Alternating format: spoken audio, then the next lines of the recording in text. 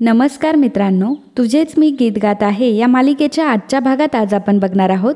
मल्हार निरंजनला म्हणतो की मंजुळाच्या भावाचं नाव काय म्हणालात? निरंजन म्हणतो की भिकाजी. मल्हार म्हणतो की त्याला फोन लावा लगेच. निरंजनने भिकाजीला कॉल लावलेला असतो तर भिकाजीला असं वाटत असतं की निरंजनच बोलतोय, परंतु निरंजनचा फोन मल्हारने घेतलेला असतो. भिकाजी म्हणतो की काय बोला निरंजन भाऊ, तुमच्या घरी जे प्रकरण झालं त्याचा मंजुळाने किती ताप घेतलाय तुम्हाला माहिती आहे? मल्हार म्हणतो की भिकाजी मी मल्हार कामत बोलतोय. भिकाजी म्हणतो की काय साहेब, देव माणूस समजलं होतं तुम्हाला आणि तुम्ही माझ्या बहिणीला अशी वागणूक दिली. साहेब अहो, एक गोष्ट लक्षात ठेवा की जर ती चोर असती तर एक हार घेऊन नसती पळाली. इतक्या दिवस तुमच्या बंगल्यावर आहे ती, अख्खं घर साफ करून नेलं असतं. मल्हार म्हणतो की हे बघा, जे काही झालं त्याचं मला खूप वाईट वाटले, मी तुमची माफी मागतो. तर भिकाजी म्हणतो की आता माफी मागून काय उपयोग आहे, कलाकाराची शेवटी बदनामी तर झालीच ना. मल्हार म्हणतो की हो भिकाजी, मी सुद्धा पोलिसांना रिक्वेस्ट केली आहे की खरा चोर तुम्ही शोधा आणि त्याला शिक्षा करा. भिकाजी म्हणतो की वा साहेब, म्हणजे घरातून पोलिसांनी जेव्हा तिला घरातून पोलीस जेव्हा तिला घेऊन गेले तेव्हा तुमच्या घरातलं कोणीच काही म्हटलं नाही आणि आता तुम्ही म्हणताय की झालं ते वाईट झालं, कमाल आहे तुमची सर. मल्हार म्हणतो की मी तुम्हाला शब्द देतो, पोलीस जरी खऱ्या चोरापर्यंत पोहोचू शकले नाही ना तर मी शोध घेईल. मला फक्त मंजुळाबाईंना एकदा भेटून त्यांची माफी मागायची आहे. तेव्हा भिकाजी म्हणतो की आता काय उपयोग आहे माफी मागून? मल्हार म्हणतो की अहो असं करू नका हो, मंजुळाबाई घरातून गेल्यापासून स्वराज तापाने फणफणलाय, त्याची तब्येत खूपच बिघडली आहे. मला फक्त मंजुळाबाईंना एकदा भेटू द्या, मी तुम्हाला रिक्वेस्ट करतो. भिकाजी म्हणतो की काय बोलताय, ताप आलाय? अहो ताप आलाय तर मग औषध द्या, आमची मंजुळा कशाला पाहिजे? मल्हार म्हणतो की अहो औषधं सोडा, पण तो काही खातपीत सुद्धा नाहीये, मला फक्त मंजुळाबाईंशी एकदा बोलणं करून द्या. भिकाजी म्हणतो की बरं ठीक आहे, मंजुळा जर हो बोलली तरच तुमची भेट होईल, नाहीतर जादाचे नाटकं नको आहेत मला. झाला तेवढा तमाशा पुरे झाला. तर मल्हार म्हणतो की नाही तुम्ही म्हणाल तसंच सगळं होईल. भिकाजी म्हणतो की ठीक आहे, घरचा पत्ता पाठवतो. मल्हार त्याला थँक्यू म्हणून फोन ठेवतो. तर इकडे भिकाजी हा मल्हारला घेऊन आलेला असतो आणि तो सगुणाबाईला म्हणतो की मावशी बघ मी कोणाला घेऊन आलोय. सगुणाबाई जेव्हा मल्हारला बघतात तेव्हा त्यांना आनंद होतो. सगुणाबाई मल्हारला म्हणतात की मल्हार कामत तुम्ही? भिकाजी ओळख करून देतात की ही मंजुळाची आई आहे. मल्हार सगुणाबाईला नमस्कार करतो तर सगुणाबाई म्हणते की हो मी तिची आई, माझ्या मंजुळाला भेटण्याची अजिबात परवानगी नाही आहे तुम्हाला. मल्हार म्हणतो की हे बघा, मला माहिती आहे की तुम्ही नाराज आहात, पण मला खरंच मंजुळाबाईंना भेटायचं आहे. मी ॲक्च्युली त्यांना भेटायला पोलीस स्टेशनमध्ये सुद्धा गेलो होतो, परंतु तिथे गेल्यावर मला कळलं की त्यांना जामीन मिळालाय. सगुणा म्हणते की मिळवला नाही मिळालाय. सगुणा म्हणते की मिळाला नाहीये मिळवलाय, मग तिथं बसायचं होतं का टाळकुटत? मल्हार म्हणतो की एक रिक्वेस्ट होती तुम्हाला, मंजुळाबाई आणि माझा शिष्य आहे स्वराज. मंजुळाबाई जेव्हापासून घर सोडून गेलाय तेव्हापासून त्याला ताप भरलाय, तो तर काही खातपीत सुद्धा नाहीये. मंजुळाबाई त्याच्यासाठी खूप महत्त्वाच्या आहेत. खरं तर मला मंजुळाबाईंना हे सर्व सांगायचंय, म्हणूनच तर मी इथे आलोय. तर सगुणाबाई म्हणते की हे सर्व सांगायला आलात तुम्ही? मला असं वाटलं की पोलीस स्टेशनमध्ये तुम्ही जी तक्रार केली ती मागं घ्यायला आलात. मल्हार बोलायला जातो तेव्हा सगुणाबाई म्हणते की एक शब्द सुद्धा बोलू नका तुम्ही. एका गायकाच्या घरात एवढ्या मोठ्या कलाकाराचा अपमान होतोय आणि तुम्ही गप्प बसताय? एका गुणी बाईवर असा चोरीचा आळ, आणि तुम्ही तर स्वतः माझ्या पोरीच्या भावनेशी खेळलायत. मल्हार म्हणतो की हे बघा, तुमचा काहीतरी गैरसमज होतोय. मंजुळाबाईंना निर्दोष सिद्ध करण्यासाठी जे काही करावं लागेल ते सगळं मी करेल, फक्त स्वराजसाठी त्यांना पाठवा ना. खरंच तो मंजुळाबाईंशिवाय नाही राहू शकत आणि तो खरंच नाही राहू शकत त्यांच्याशिवाय. खरंच त्यांच्या दोघांमध्ये एक वेगळं नातं आहे. सगुणा म्हणते की तुम्ही तर नात्याबद्दल काही बोलूच नका. मंजुळासोबत असलेलं तुमचं नातं त्याचा तर पार खेळ करून टाकलाय तुम्ही. मल्हार म्हणतो की काय, मंजुळासोबतचं नातं? कसलं नातं? सगुणाबाई म्हणते की अहो बायको आहे ती तुमची. हे ऐकल्यावर मात्र मल्हारला खूप मोठा धक्का बसतो. मल्हार म्हणतो की काय? सगुणा म्हणते की हो, विठ्ठल रखुमाईच्या समोर शकुनाचं कुकू लावलं तुम्ही तिच्या डोक्याला, आणि तेही एकादशीला, तेव्हाच ती तुमची बायको झाली. मंजुळा मल्हार नाही, सौ मंजुळा मल्हार कामत. हे बघा साहेब, आमच्याकडे लग्नाची हीच पद्धत आहे. एकदा की देवळामध्ये बाप्यानं एखाद्या बाईला कुकू लावलं की 7 जन्माची गाठ पडली. आता हे तुम्हाला काही माहीत नाही किंवा समजलं नाही, उगाच आव आणू नका तुम्ही. हे बघा, तुम्हाला मंजुळाला घेऊन जायचं आहे की नाही, घेऊन जा तुम्ही, माझी काही हरकत नाही, पण माझ्या लेकीवर मी आता अन्याय होऊ देणार नाही. मल्हार म्हणत असतो की हे बघा, तुम्ही काय बोलताय मला काहीच कळत नाही, परंतु प्लीज मला मंजुळाबाईंना घरी घेऊन जाऊ द्यात. सगुणा म्हणते की पाठवते ना, परंतु माझी एक अट आहे. त्यावर मल्हार विचारतो की कोणती अट? सगुणाबाई म्हणते की इथून ती जाईल, पण तुमची बायको म्हणून जाईल. तुम्ही पहिल्यांदा हे डोरलं तिच्या गळ्यात बांधा आणि तिला घेऊन जा कायमचं.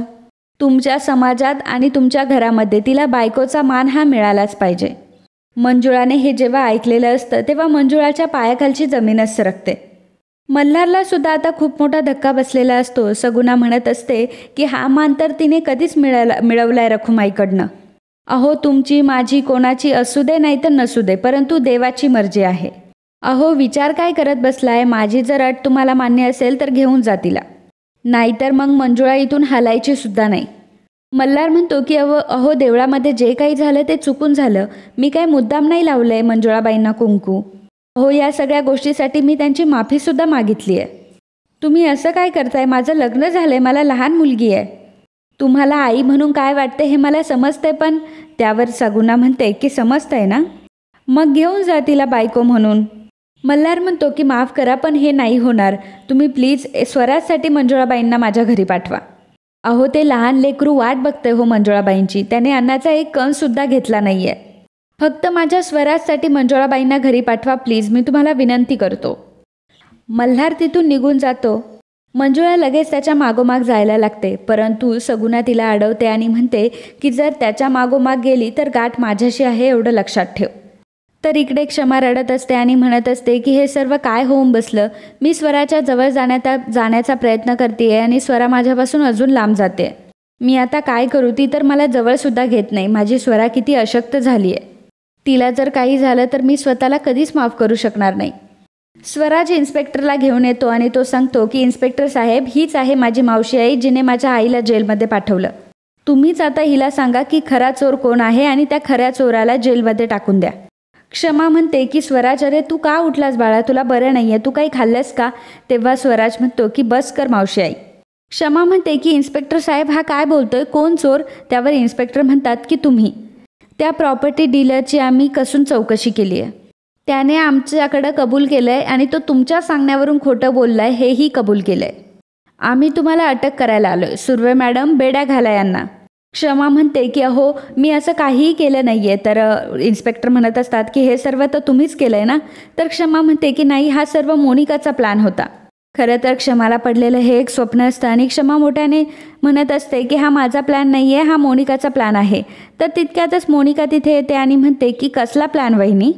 क्षमा मोनिकाला म्हणते की मोनिका आता बस झालं, माझ्याच्याने आता काहीही होत नाही आणि तसाही आता मंजुळाला जामीनही मिळाला आहे. आपण आता सगळ्यांना खरं काही सांगून टाकूयात. मोनिका म्हणते की काय सांगून टाकूयात? क्षमा म्हणते की हेच की आपण जो प्लॅन बनवला होता ना ते सगळ्यांना सर्व सांगून टाकूयात.